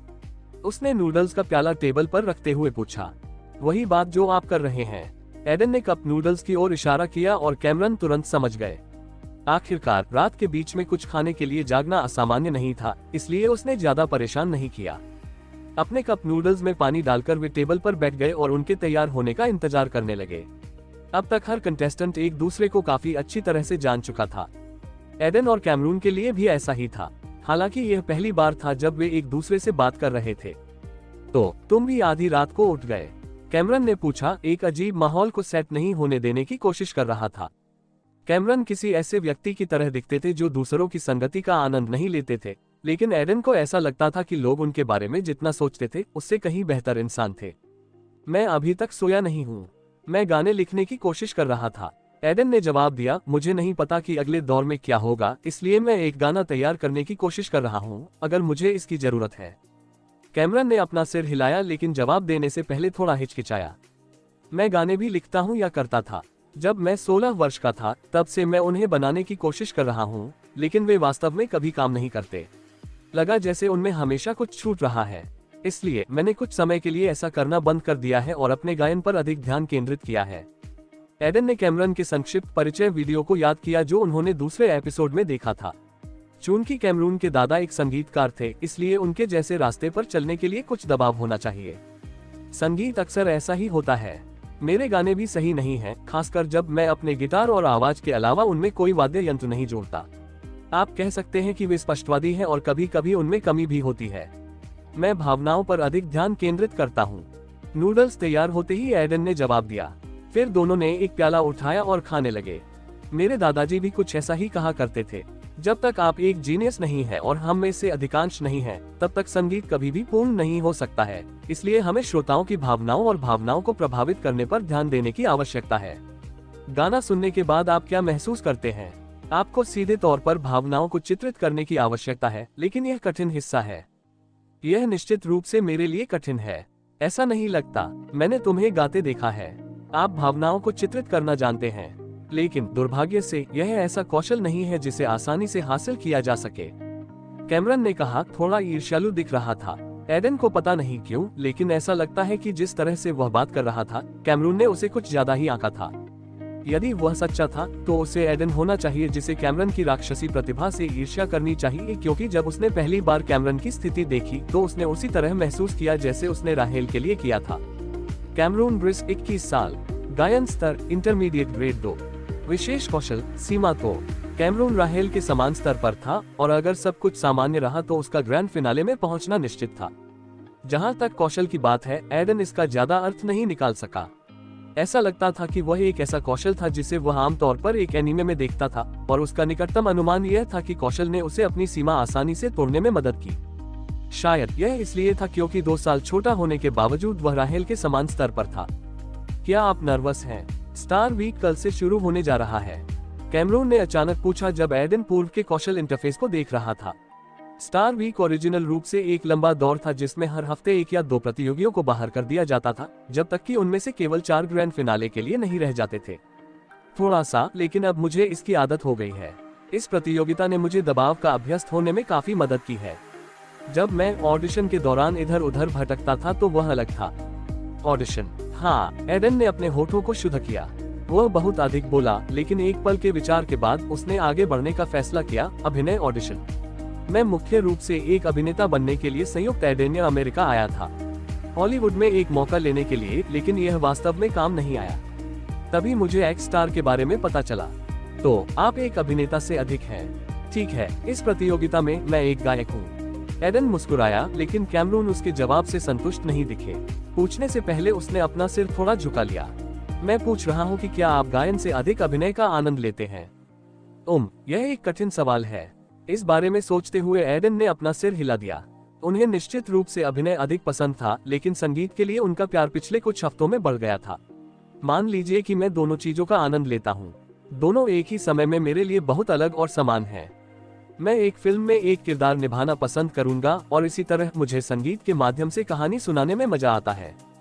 कैमरन ने उस पर और कुछ नहीं कहा और बस अपने नूडल्स खत्म कर दिए। फिर खड़े होकर उसने एडन को अजीब तरह से देखा। यह एक अच्छी बात थी। मैं आपसे स्टार वीक में मिलूंगा। मुझे लगता है कि अगर हम एक दूसरे के खिलाफ हैं तो मुझे आपकी पिटाई करना अच्छा लगेगा। उसने अपने कमरे में वापस जाने से पहले कहा। वाक्य की अंतिम पंक्ति कुछ ऐसी थी जिसे एडन ने प्रसारण पर बहुत देखा था। हालांकि कैमरून एक अच्छा लड़का निकला, लेकिन उसमें थोड़ी सी फुर्ती थी, और वो इसलिए नायडन हो गए क्योंकि मैं भी एक्टिंग करता हूँ। अजीब, versatile superstar, rise in Hollywood. 17 अध्याय 17। पिछला अध्याय। अगला अध्याय। राहेल अमीर थी। बचपन से ही वह विलासिता में रहती थी। लंदन के सबसे अच्छे स्कूल में जाना, फिर सबसे अच्छे हाई स्कूल, और फिर एक मशहूर कॉलेज में जाना। उसे कभी पैसे की चिंता नहीं करनी पड़ी। दुनिया के अधिकांश लोगों की नींद उड़ जाती है, लेकिन वास्तविकता इससे बहुत अलग थी। उसके पिता और माँ की कभी भी नहीं बनती थी, और परिवार में हमेशा लड़ाई झगड़े होते रहते थे।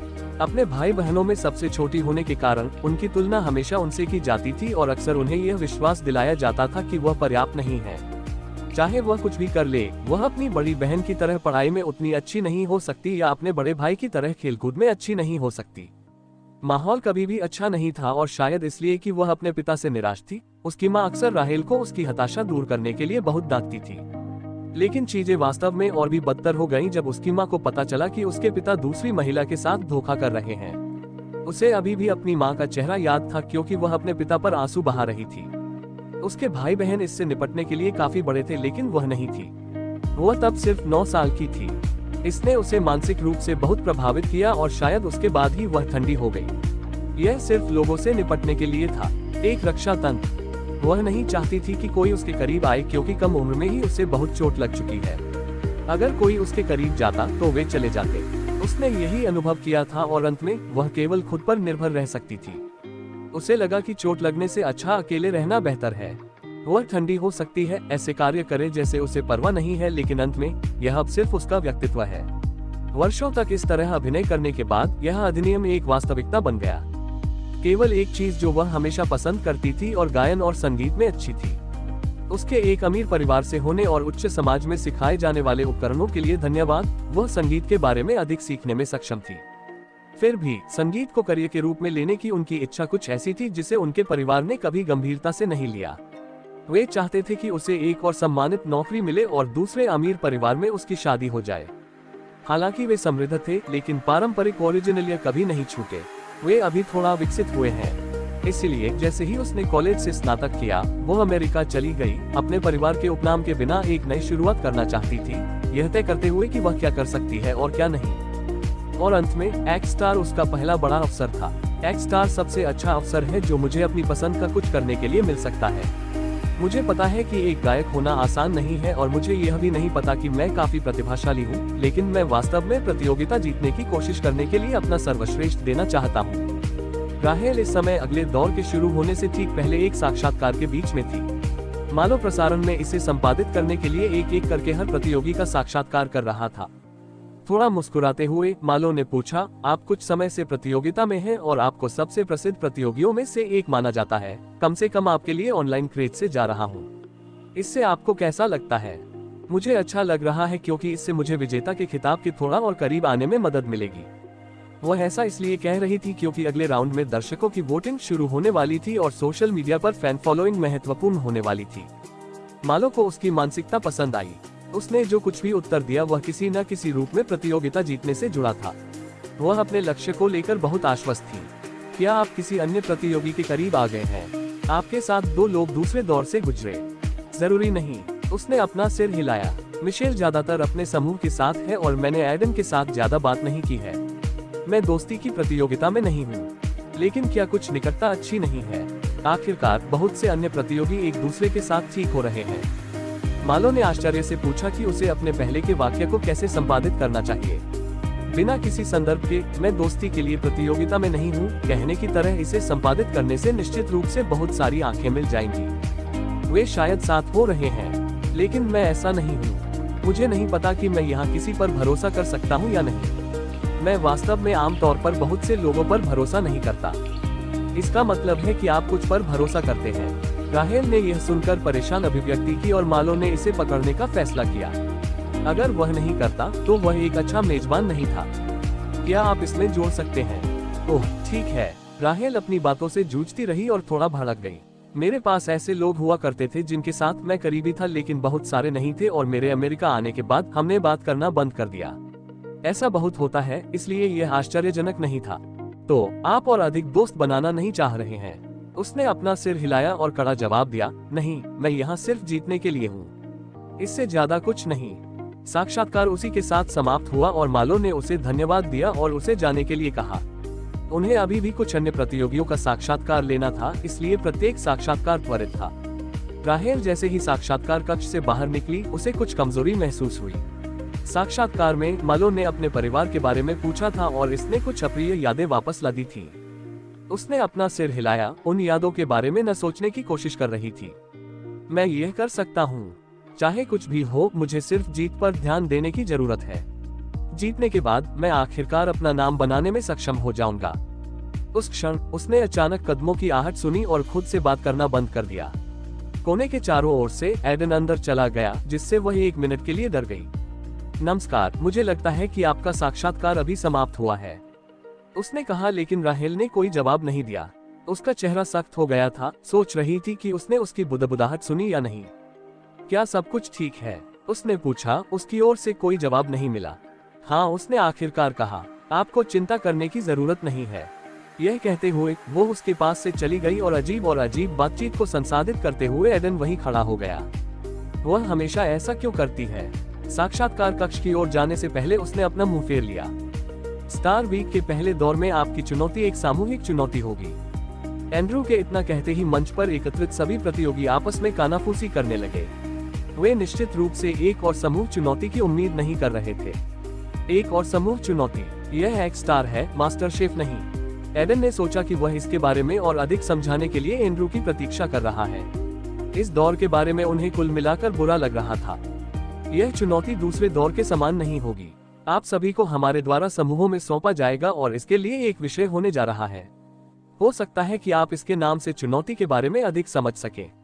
इसे बैंड चैलेंज कहा जाएगा। स्टीवन ने सभी प्रतियोगियों के साथ आंखों का संपर्क बनाते हुए चुनौती के बारे में विस्तार से बताया।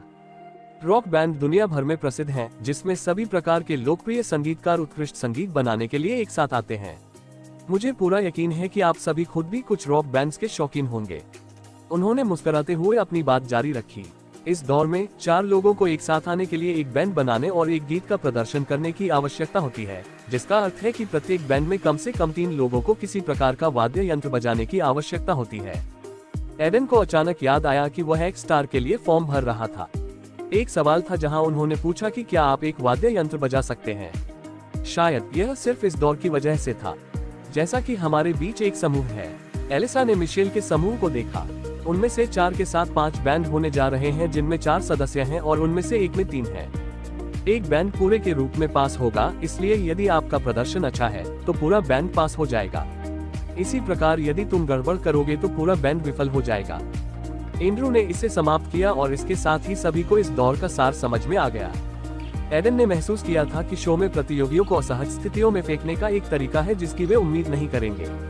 उनके आसपास के प्रतियोगी ये सोचने में व्यस्त थे कि क्या वे वाद्य यंत्रों में अच्छे हैं। उनकी नज़र में यह दौर दूसरे दौर की तुलना में काफी कठिन था।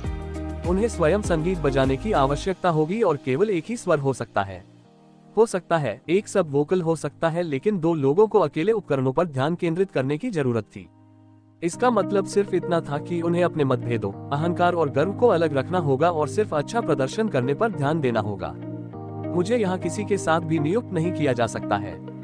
जैसा कि न्यायाधीश उन्हें अपनी टीमों में नियुक्त करने जा रहे थे, एडन केवल यह चाह सकता था कि उसे किसी ऐसे व्यक्ति के साथ नहीं सौंपा जाए जिसके साथ वह नहीं मिल सकता। नहीं तो स्टार वीक में पहुंचते ही उन्हें बाहर किया जा सकता था। Versatile superstar, rise in Hollywood. 18 अध्याय 18। मुझे विश्वास नहीं हो रहा है कि हम एक साथ समूहबद्ध हैं। कैमरन ने अपना सिर थोड़ा हिलाते हुए बुदबुदाया। हालांकि उसने ऐसा कहा जैसे वह निराश था, उसके चेहरे पर एक पतली मुस्कान थी। हम इसके बारे में कुछ नहीं कर सकते। न्यायाधीशों ने हमें एक साथ रखा। एडन ने उत्तर दिया। कमरे के चारों ओर देख रहे थे। उसकी आंखें उसके सामने 3 लोगों पर घूम रही थी। क्या यह अच्छा नहीं है कि हम एक साथ समूहबद्ध हैं? यह किसी ऐसे व्यक्ति के साथ समूहबद्ध होने से बेहतर है जिसे आप वास्तव में नहीं जानते हैं। जैक्सन, समूह के तीसरे सदस्य ने बुदबुदाया। उसके बगल में एमिली ने सिर हिलाया। हाँ, मैं तुमसे परिचित हूँ जैक्सन, क्योंकि हम दूसरे दौर में एक ही समूह में थे और मैंने आपसे थोड़ी बात भी की। एडन, यह केवल कैमरून है जिसे मैं नहीं जानता, लेकिन मुझे वास्तव में इस सेटअप से कोई आपत्ति नहीं है। यह सुनकर कैमरून बड़बड़ाया।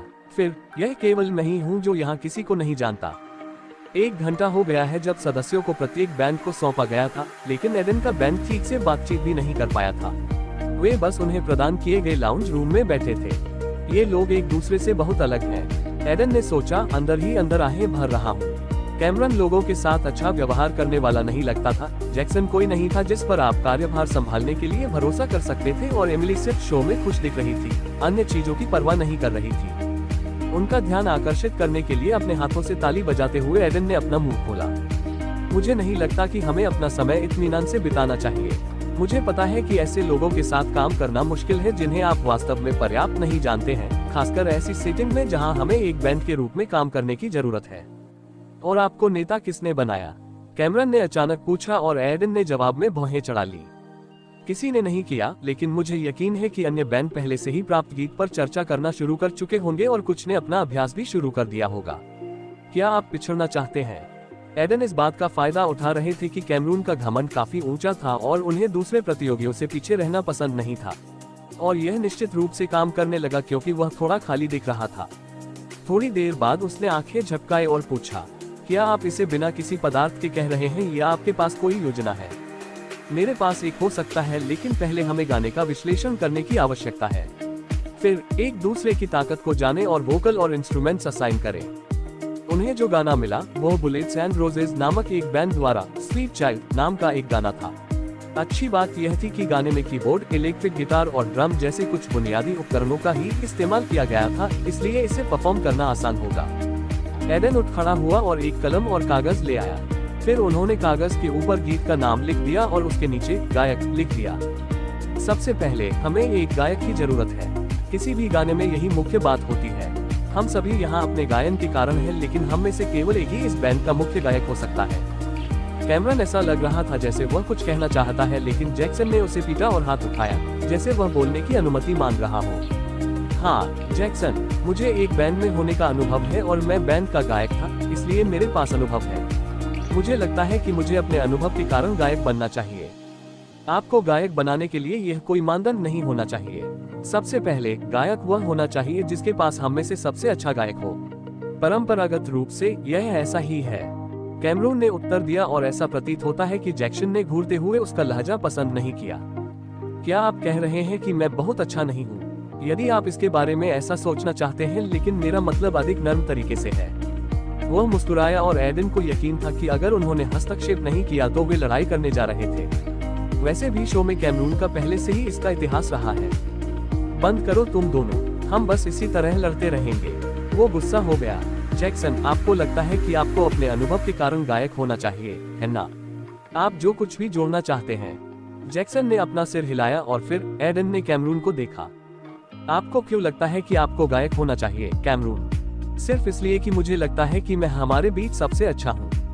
जैक्सन की ओर से एक और चकाचौंध मिली और एमिली थोड़ी अजीब लग रही थी। मैं यहाँ या कुछ भी अहंकारी होने की कोशिश नहीं कर रहा हूँ। मैं ऐसा इसलिए कह रहा हूँ क्योंकि मैंने तीसरा राउंड सीधे पास कर लिया था। इसके अलावा मैंने पहले भी इस तरह के गाने गाए हैं। हेक, मैंने अपने यूट्यूब चैनल पर इस गीत का एक कवर भी गाया है। मैं यहाँ किसी से भी बेहतर गाना गा सकता हूँ। एडन ने यह सुनकर सिर हिलाया और एमिली की ओर देखा, उसे बोलने का इशारा किया। उन्हें पता था कि वो भी वोकलिस्ट बनना चाहती है क्योंकि सबसे ज्यादा ध्यान वोकल पर होगा। अपना मुंह खोलने से पहले उसने अपनी उंगलियों से थोड़ा सा हिलाया।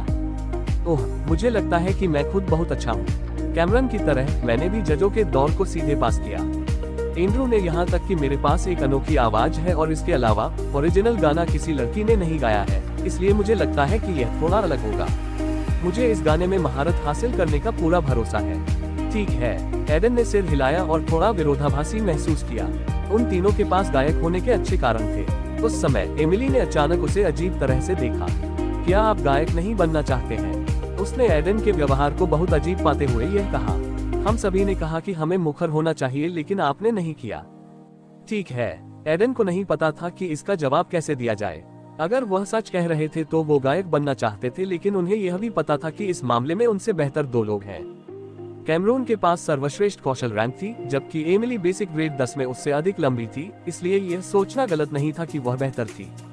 ऐसे में उनके लिए बेहतर यही था कि वो गायक के पद के लिए न लड़े। आखिरकार अगर पूरे बैंड ने किया तो वह अर्हता प्राप्त करेगा, इसलिए खुद के बारे में सोचने के बजाय इस बात पर ध्यान देना बेहतर होगा कि वे गाने को कैसे अच्छा प्रदर्शन कर सकते हैं। मैं गायक बनना चाहता हूँ, लेकिन अगर मैं नहीं हूँ तो भी ठीक है।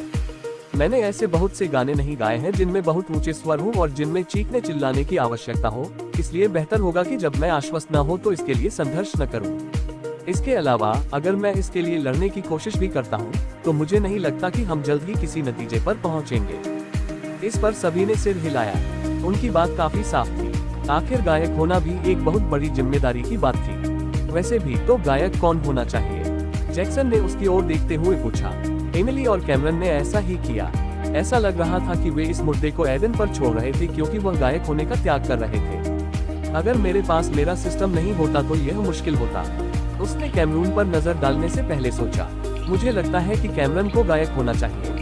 उनकी गायन क्षमता और इस तथ्य के कारण कि वे गीत जानते हैं। इसके अलावा वह शो के टॉप रेटेड प्रतियोगियों में से एक है और हम सभी यह जानते हैं।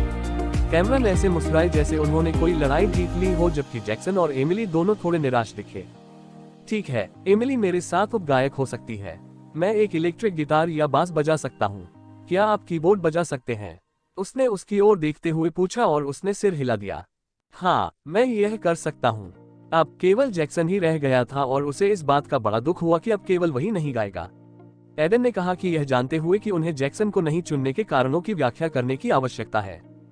जैक्सन, ऐसा नहीं है कि मैंने नहीं सोचा था कि आप एक अच्छे गायक या उपगायक नहीं होंगे, लेकिन इसके कारण है। क्या कारण है?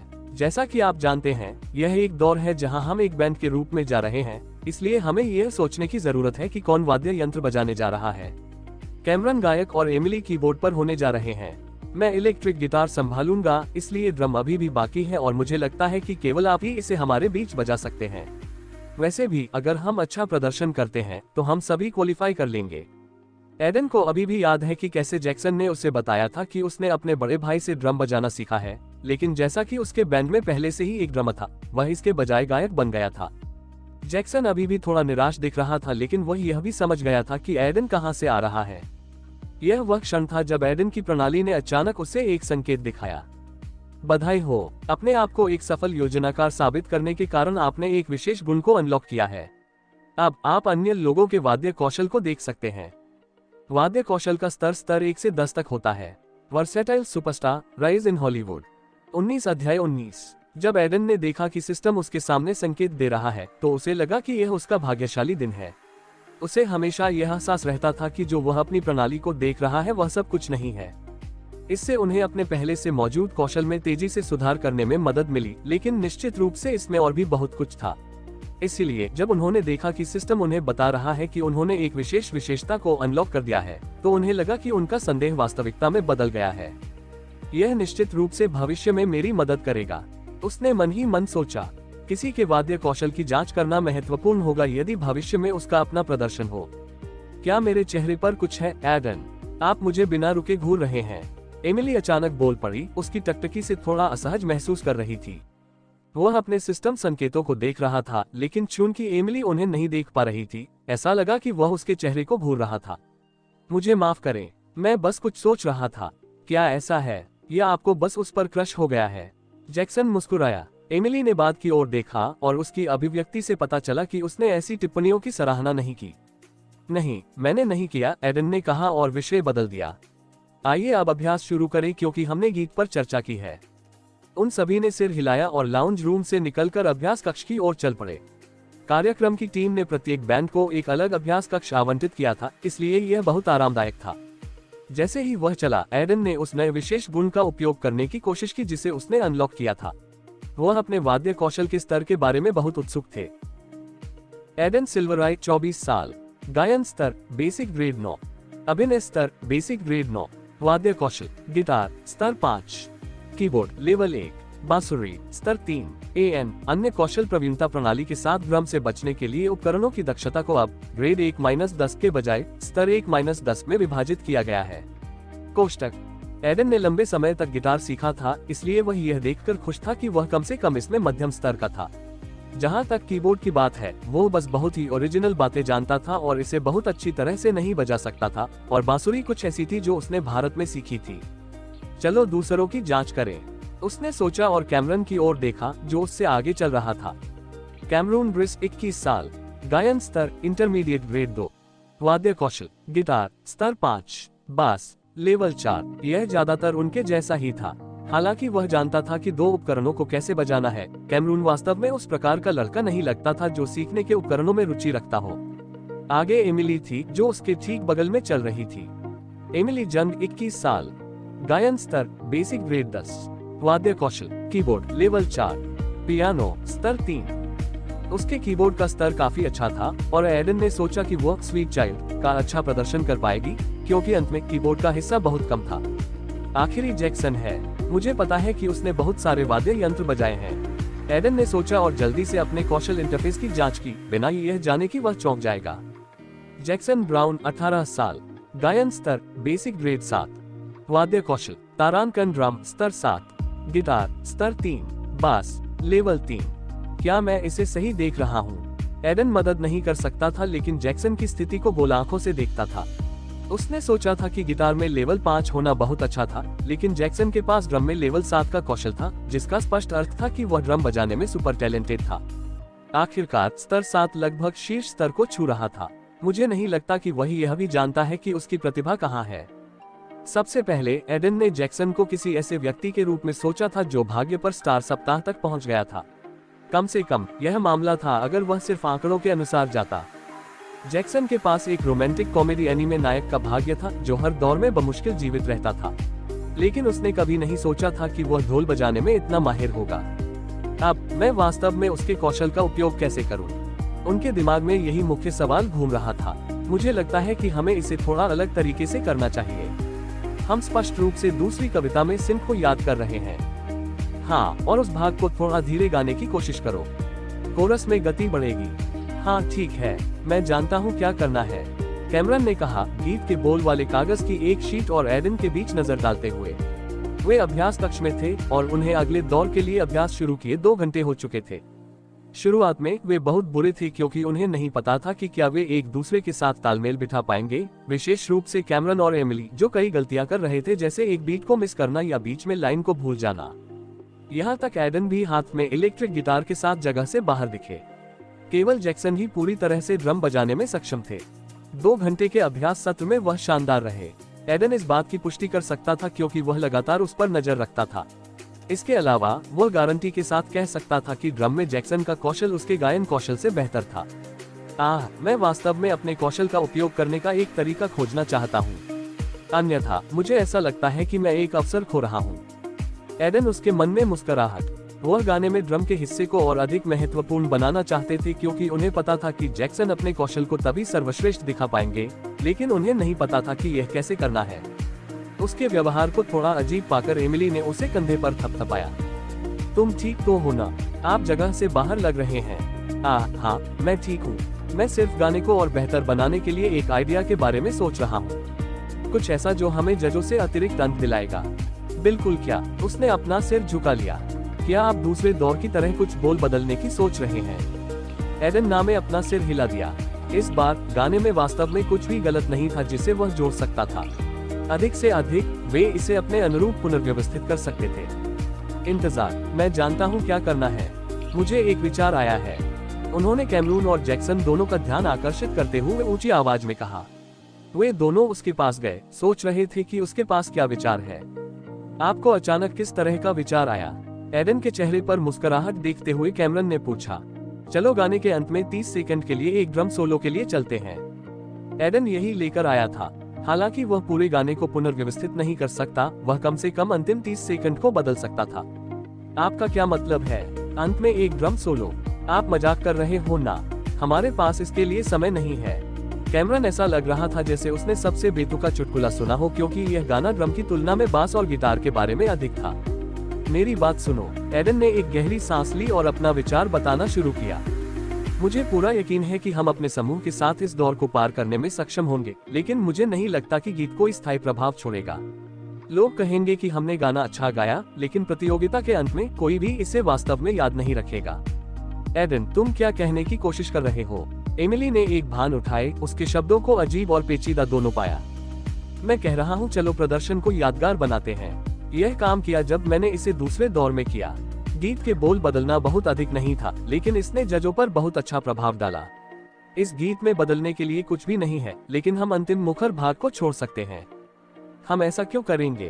ताकि न्यायाधीशों और लाइव दर्शकों को एक विद्युतीय ड्रम सोलो मिले। यह कठिन नहीं होगा, यह देखते हुए कि गीत के अंतिम भाग में 10 सेकंड का ड्रम और बास वाला भाग है, जिसमें स्वर अंत में इसके माध्यम से टूटते हैं। हम केवल वोकल्स और बास को हटा सकते हैं और उन्हें एक ड्रम सोलो दे सकते हैं जिससे उनके दिल की धड़कन तेज हो जाती है। कैमरन और एमिली दोनों ने अपने दिमाग में इस विचार की कल्पना की, जबकि जैक्सन को पहले से ही यह पसंद था। उन्होंने पहले सोलो ड्रम सुने थे और अगर सही किया गया तो उनके प्रभाव को जानते थे, लेकिन इसे खींचने के लिए बहुत उच्च कौशल स्तर की आवश्यकता थी। नहीं, यह बहुत जोखिम भरा है। इसके अलावा जोखिम लेने की कोई जरूरत नहीं है। कैमरन ने इस विचार को पूरी तरह खारिज करते हुए कहा, मुझे लगता है कि जैक्सन इसे खींच सकता है। जैक्सन की ओर देखते हुए एडन ने पलटवार किया, जिसने तेजी से अपना सिर हिलाया। हाँ, मुझे पूरा यकीन है कि मैं इसे कर सकता हूँ। ड्रम मेरा पहला वाद्य यंत्र था, इसलिए मैंने उनके साथ घंटों अभ्यास किया। मैं 30 सेकंड के ड्रम सोलो को करने के लिए बहुत आश्वस्त हूँ। फिर भी मैं इस विचार से सहमत नहीं हूँ। चलो बस एक वोट लें, एडन ने प्रस्तावित किया। इसके साथ आगे बढ़ने का सबसे तेज तरीका एक वोट था और शुक्र है कि कैमरून ने इसे बुरा नहीं माना। जारी रखें, मैं इसे खारिज कर रहा हूँ। मैं इसके पक्ष में हूँ, एडन ने कहा, उसके बगल में लाल बालों वाले लड़के को देखते हुए। मैं भी पक्ष में हूँ। अब परिणाम तय करने के अपने निर्णय के साथ केवल एमिली ही रह गई थी। उन तीनों ने उसकी ओर देखा और वह थोड़ा दबाव महसूस कर रही थी, सोच रही थी कि वोट किसे दूं। अंत में उसकी भौहें चढ़ाने से पहले उसकी निगाहें एडन की ओर चली। ओह ठीक है, मुझे लगता है कि यह जाने लायक विचार है, इसलिए मैं इसके पक्ष में हूँ। इसी के साथ यह निर्णय लिया गया। Versatile superstar, rise in Hollywood. 20 अध्याय 20। लगभग एक सप्ताह के अभ्यास के बाद यह प्रदर्शन का समय था।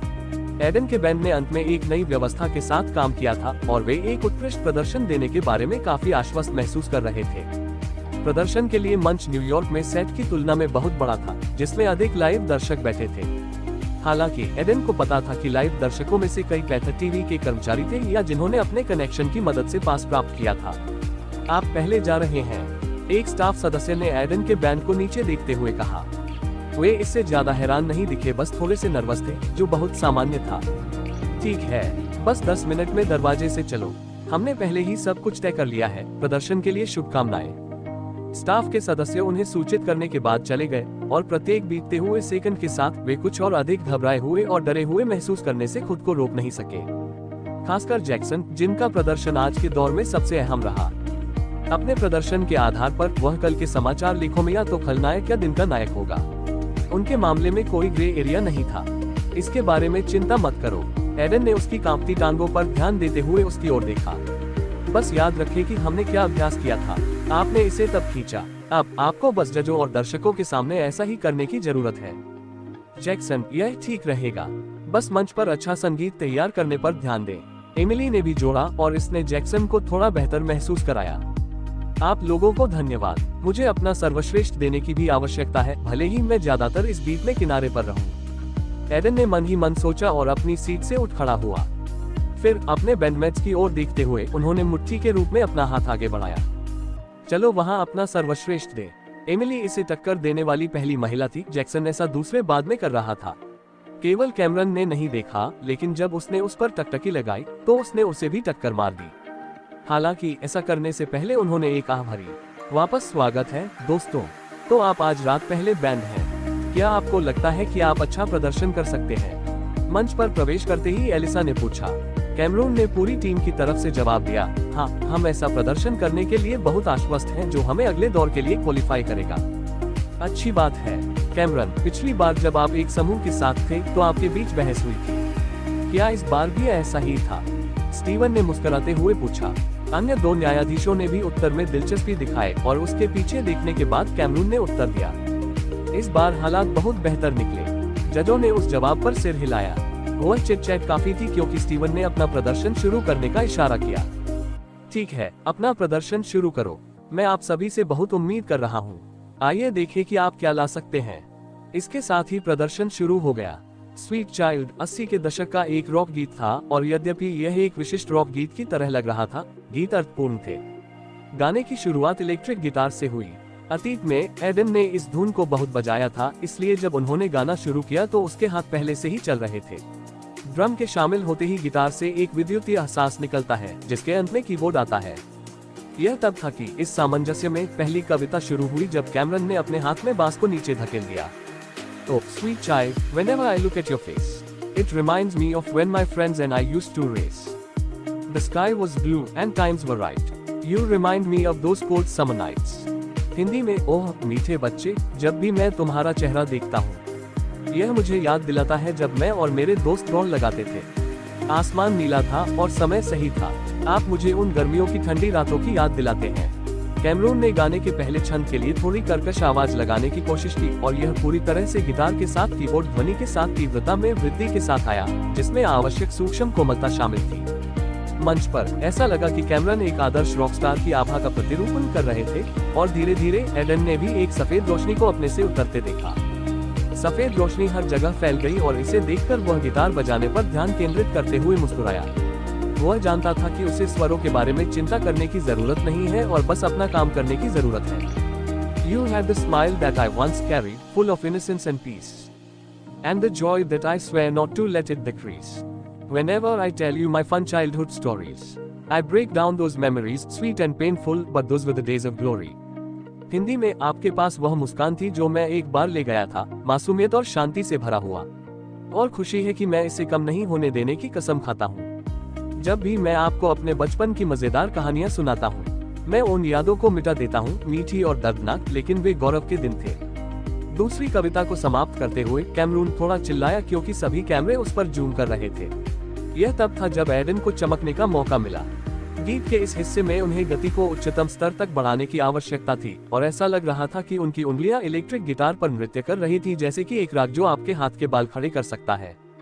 ओह चाइल्ड ऑफ माइनी, ओह मेरे बच्चे, कैमरून चिल्लाया क्योंकि एमिली ने कीबोर्ड को उग्र रूप से टैप किया और यह तब था जब वह और एडन दोनों गायन में कैमरून में शामिल हो गए। You will have a lot of dreams under this blue sky. I will never let a tear fall down your eyes. Cause you are my child. Hindi में इस नीले आकाश के नीचे आपके पास बहुत सारे सपने होंगे। मैं तुम्हारी आंखों से कभी एक आंसू नहीं गिरने दूंगा, क्योंकि तुम हो मेरे चिल्ड्रन। सफेद रोशनी उस पल तेज हो गई क्योंकि जजों को भी लगा जैसे वे एक संगीत कार्यक्रम में हैं। लाइव ऑडियंस ने ऐसा महसूस किया जैसे वे तालियां बजाना और चिल्लाना शुरू कर रहे थे जैसे उन्होंने एक पूर्ण बैंड को सुना हो। कैमरन ने थोड़ा नाचना भी शुरू कर दिया जिससे उनका शरीर वातावरण के साथ बह गया। अब केवल अंतिम पद रह गया था और उसके बाद पूरा गीत जैक्सन का होगा। Wherever you go, my shadow will come along, protecting you from day to night, all along. I know there will be times when you're gonna cry, making you wanna leave life behind. But those times come and go, and at those moments, memories are the things you should think back to. Oh, my sweet child. Oh, yeah, Osh. Hindi में आप जहाँ भी जाएंगे, मेरी छाया साथ आएगी। दिन से रात तक आपकी रक्षा करना। मुझे पता है कि ऐसे समय होंगे जब आप रोने वाले होंगे, जिससे आप जीवन को पीछे छोड़ना चाहेंगे, लेकिन वे समय आते हैं और चले जाते हैं और उन क्षणों में यादें ऐसी चीजें होती हैं जिनके बारे में आपको सोचना चाहिए। ओह मेरे प्यारे बच्चे, ओह हाँ ओह। कैमरून ने अपनी आवाज में पूरी ताकत के साथ आखिरी भाग में उच्च पिच में गाया। उनके मुखर रस्सियों ने उन्हें सभी तरह से जाने के लिए पर्याप्त स्थिरता प्रदान की और उनके पीछे खड़े होकर एडन मदद नहीं कर सके, लेकिन उस तमाशे पर अचंभित हो गए। वह अभी इस स्तर के करीब भी नहीं था। अब यह सब जैक्सन पर है।